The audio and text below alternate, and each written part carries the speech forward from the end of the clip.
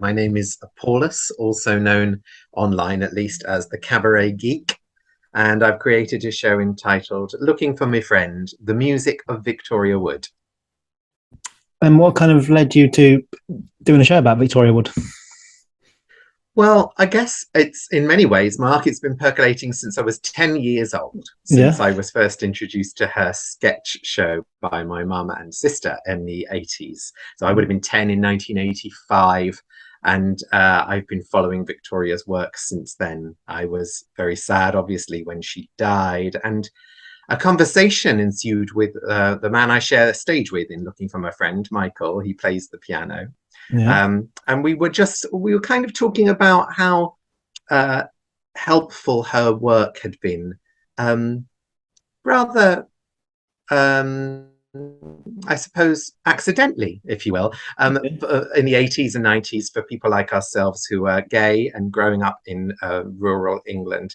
And it was a way of literally finding your friends, other people that got Victoria Wood, knew the quotes, and had that same sense of humor. It was like joining a club.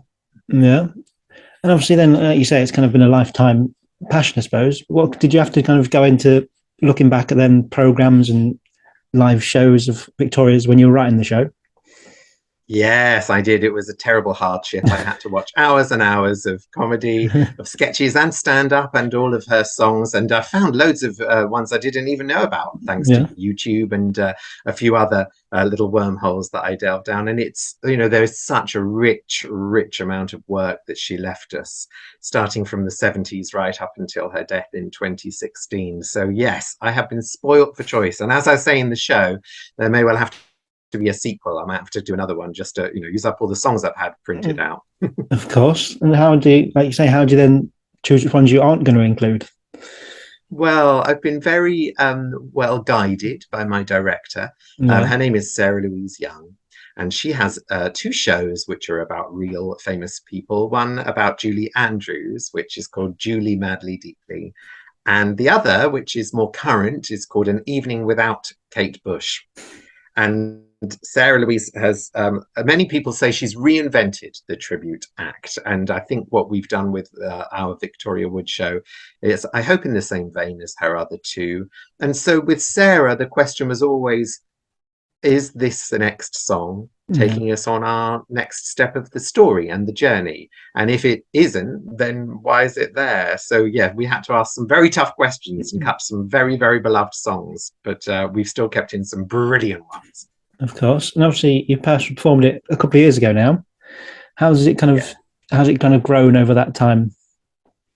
It's been a funny old machine to grapple with, Mark, Yeah. because COVID and all of the lockdowns and pandemics and things have meant that in order to get any sort of momentum going for myself personally, just saying those words and singing those songs, which, as we've already discussed, are very dense, Yeah.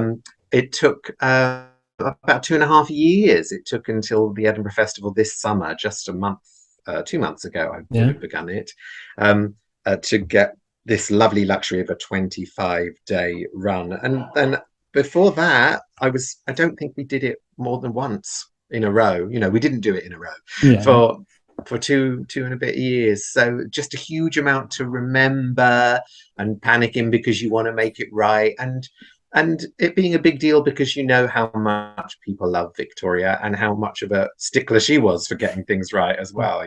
But now I can relax, and now I can flex more muscles and have more fun with it, and I'm really having a great time.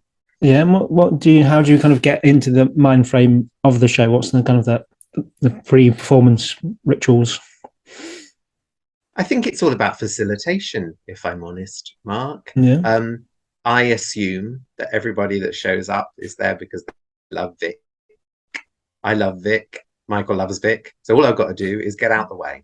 As Yeah. long as I get out of the way and my ego doesn't get involved, when things go wrong, I just shrug and go, well, that Yeah. went wrong. I think that's the best approach, really, because you've got to be quite humble about sharing such brilliant work from somebody so beloved. And I hope we stay on the right side of that line. I'm sure you do. But this is probably the impossible question. Do you have kind of a favorite piece of Victoria's, either musically or comedy wise? Yeah, I think my answer is the same as it was when I was 10. Yeah, sure. And even though I've been doing the show for a while now, I'm still not bored of it. There's a song she sang. Uh, I think it first appeared on As Seen on TV in the 80s, and it's called Crush. But it's basically about a child on a school bus at the age of 11 having a crush on a 16-year-old that catches the same bus. And whereas Victoria originally wrote it to sing herself, I, of course, am a boy. Yeah. And so it adds a slightly different angle, which is part of our storytelling in Looking for My Friend as well. And it's not a sad song. It's quiet. It's poignant, but it isn't a sad song. There's actually some very very funny things in it, but it does get the most wonderful reaction, and it's a joy to share with people. And I know, obviously, as you say, kind of she's had to pass away in 2016. But what do you think she'd make of the show if she was able to see it? Oh God, I just hope she wouldn't try and sue me. Well, look, I can tell you what one of her friends and colleagues told me that she would think of the show. How about that?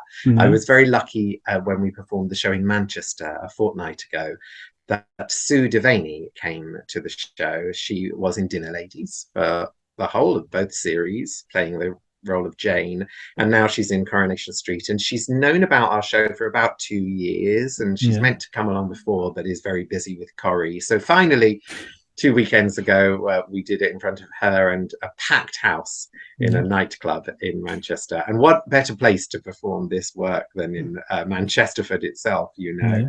Yeah. And afterwards, Sue was really sweet. She chatted to loads of people, had loads of selfies. She had photos with us, and she came up to me privately and she said Victoria would have loved this show.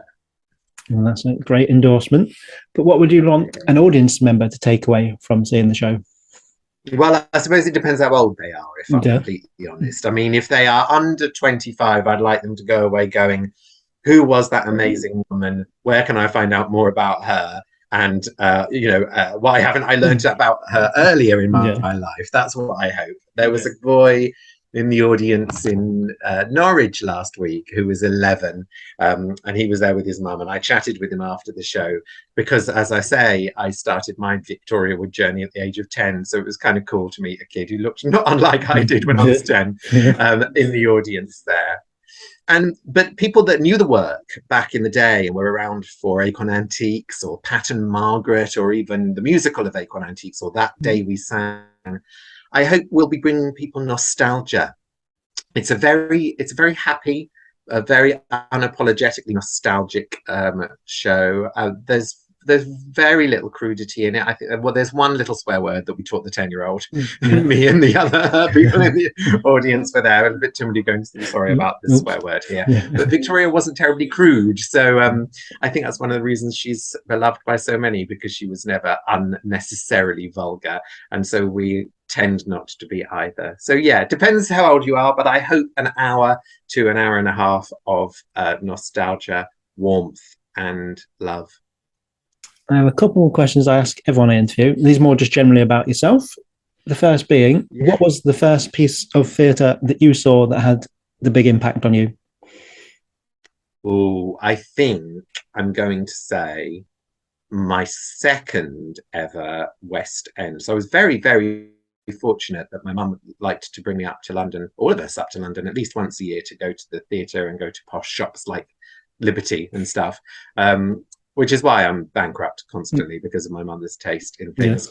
And in theatre, she used to take us to musicals at Christmas time. So the second one I saw, so I would have been about 11 or 12, I think, was 42nd Street.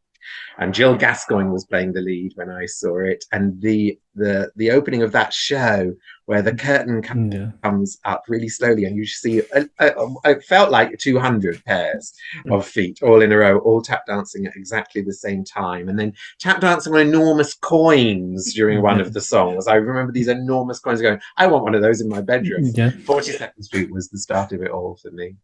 Amazing. And this is more of a deep question. Simply, what does theatre and performance mean to you?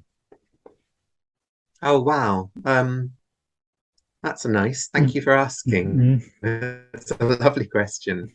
Um, if I'm totally honest and without wishing to be too heavy in response, Yeah. art in general, either watching or reading or creating poetry, music, plays myself, it's saved my life many, many times. It has dragged me out of depression. It's dragged me out of uncertainty. It has given me a place in the world where, as I mentioned, growing up in the 80s in this country, I didn't always feel welcome every place I Yeah. went. But the arts and art have always welcomed me, and in that sense, have saved my life multiple times. That puts it beautifully, and I wholeheartedly concur that for the same kind of Mm-hmm. same myself circumstance. But my final question Yeah. is the easier one for you to answer. It's the big sell moment. Why should anyone come and see Looking for a Friend, music of Victoria Wood? Oh, you shouldn't. You should stay at home. You should Yeah. save your money. Netflix is great. I'm sure you haven't watched it all. Why should you come? If you knew Victoria's work, you should come to bask in the past before all the madness that is currently surrounding us all happened. Yeah. That's why you should come. And hopefully, I mean, if we do our job right, Michael and Michael, I must stress, is the most tremendous accompanist, a wonderful, talented man. And as I say at the beginning of the show, we're here to prove that it takes two men to do the job of one woman. Yeah. And it's important that we get that out there nice and early. And I think when we do our job right, what we've created is, as one reviewer put it, a warm hug in performance form. So if you need a hug, and if you're down, and if life right now is really tough, then come forget all about it and hear some jokes and songs from the 80s from some wickedly talented women. That puts it brilliantly. Well, you're on tour till about March, is it? Is it March at the minute? I've kind of looked at Yeah, it. we're adding new dates all the time, actually, Glorious. Mark. So, yeah, our website, lookingformyfriend.com, is constantly updated with dates all across the country. Yeah, so just to find us on social media and follow the story is the best thing to do.